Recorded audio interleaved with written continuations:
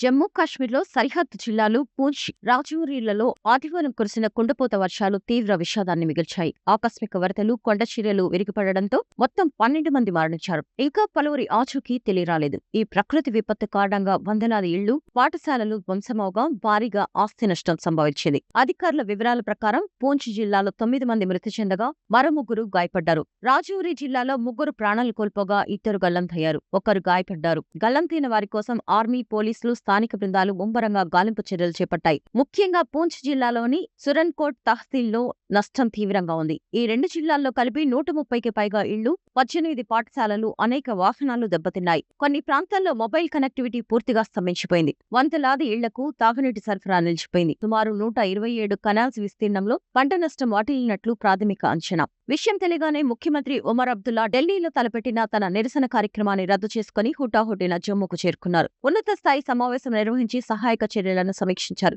బాధితుల ప్రాణాలను కాపాడడమే తమ ప్రథమ ప్రాధాన్యత అని ఆయన స్పష్టం చేశారు. లెఫ్టినెంట్ గవర్నర్ మనోజ్ సిన్హా, ఇతర రాజకీయ నేతలు ఈ ఘటనపై తీవ్ర దిగ్భ్రాంతి వ్యక్తం చేసి మృతుల కుటుంబాలకు ప్రగాఢ సానుభూతి తెలియజేశారు. సహాయక చర్యలు కొనసాగుతున్నాయని, బాధితులను ఆదుకోవడానికి అన్ని చర్యలు తీసుకుంటున్నామని అధికారులు తెలిపారు.